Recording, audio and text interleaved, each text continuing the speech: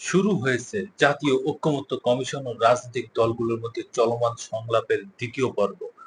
তবে দ্বিতীয় পর্বের শুরুর দিন আলোচনায় অংশ নেয়নি বাংলাদেশ জামায়াতে ইসলামী।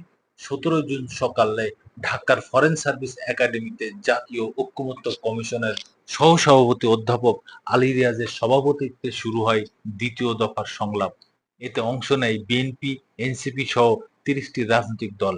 নির্ধারিত সময়ে আধা ঘন্টা দেরিতে বৈঠক শুরু হলেও জামাতের কোনো প্রতিনিধিকে দেখা যায়নি।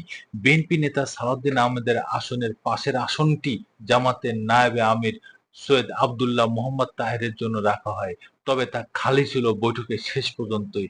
দুপুরে খাবারের বিরতি পর্যন্ত আলোচনায় অংশ নেননি জামায়াতের কোনো প্রতিনিধি। বিরতিতে এই বিষয়ে প্রশ্ন করা হয় উপস্থিত অন্যান্য রাজনৈতিক দলের নেতাদের কাছে। বাংলাদেশ জামাতে ইসলামী তাদের প্রতিনিধি এখানে নেই।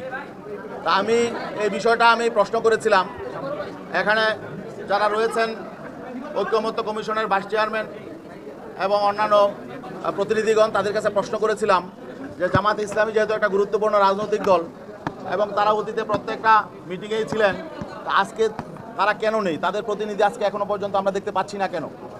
তো তারা জবাব দিলেন যে হয়তো তারা লাঞ্চের পরে আসবেন। কিন্তু আমরা আসলে অনলাইন মিডিয়ায় বিভিন্নভাবে দেখলাম যে তাদের একটা রিয়াকশনের কারণে তারা এখানে আসে নাই। তো আসলে আমরা বুঝতে পারবো লাঞ্চের পরে যদি তারা আসে তাহলে বুঝতে পারবো যে বিষয়টা স্বাভাবিক। আর যদি লাঞ্চের পরে জামাত ইসলামের কোনো প্রতিনিধি না আসে তাহলে আমরা বুঝবো যে নিশ্চয়ই এখানে ভিন্ন কোনো কারণ আছে। জামাতের পক্ষ থেকে আসেনি, বলা হচ্ছে লন্ডন বৈঠকের কারণে। জাতীয় ঐকমত্য কমিশন জবাব দেবে, আমি এই বিষয়ে কথা বলবো। আলোচনায় অনুপস্থিতির বিষয়ে জানতে সকাল থেকেই যোগাযোগ করা হয় জামাতের কেন্দ্রীয় নেতাদের সঙ্গে।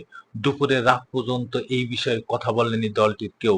দুপুর ১২টার পর এই বিষয়ে ফোনে সাংবাদিক কর্মীদের সঙ্গে কথা বলেন দলটির কেন্দ্রীয় নির্বাহী পরিষদের সদস্য ও প্রচার বিভাগের সেক্রেটারি মতিউর রহমান আকন্দ। তিনি জানান, আজকের সংলাপে অংশ নিচ্ছে না জামাত।